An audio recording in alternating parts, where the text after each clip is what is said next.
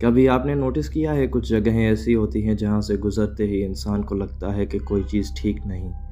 حیدرآباد کا پرانا شمشان گھاٹ بالکل ایسی ہی جگہ ہے۔ رات کے وقت یہاں کا ماحول عجیب ہوتا ہے۔ پیڑوں کے نیچے پرانی راکھ جیسی بو اور زمین پر ہوا چلتی رہتی ہے لیکن آواز بالکل نہیں۔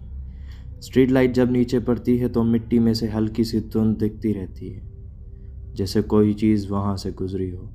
اسی جگہ پر ایک لڑکے کا واقعہ ہے جس کا نام میں ریئل نہیں لوں گا، لیکن ہم اس کو اسد ہی بولیں گے۔ اس جگہ سے ایک رات اسد گزرا۔ نارمل راستہ تھا، وہ بائک پر تھا، لیکن جیسے ہی شمشان گھاٹ کے بالکل قریب آیا اسے محسوس ہوا کہ اس کی بائک کا سایہ اس کے ساتھ میچ نہیں کر رہا۔ آنکھ کے کونے سے دیکھا اور لگا اسے کہ کوئی اور سایہ بھی ساتھ چل رہا ہے۔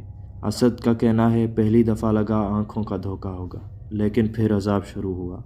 جیسے ہی وہ تھوڑا آگے بڑھا اسے اپنی بائک کے پیچھے سے کنکروں پر چلنے کی ہلکی ہلکی آواز سنائی دی، اتنی ہلکی کہ جیسے کوئی ننگے پیر والا آدمی دھیرے دھیرے چل رہا ہو۔ وہ ہر سیکنڈ بڑھتی ہی جا رہی تھی۔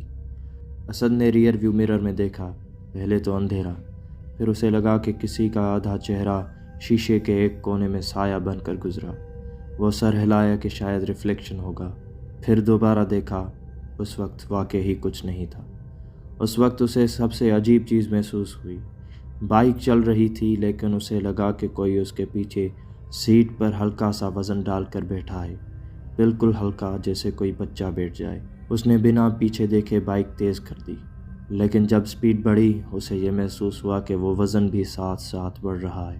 پھر ایک لمحہ ایسا آیا کہ اسد نے محسوس کیا کہ کوئی اس کے کندھے کے بالکل اوپر سے سانس لے رہا ہے، ٹھنڈی سی سانس، بار بار۔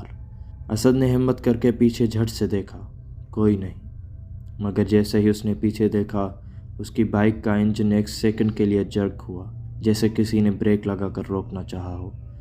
اس وقت اسے سب سے زیادہ ڈر اس چیز نے دلایا جب اس نے اپنی بائک پھر اسپیڈ پہ ڈالی۔ اسے اپنے دائیں ہاتھ سے کسی کے توڑنے کی آواز آئی، لیکن جب دیکھا بالکل خالی زمین تھی۔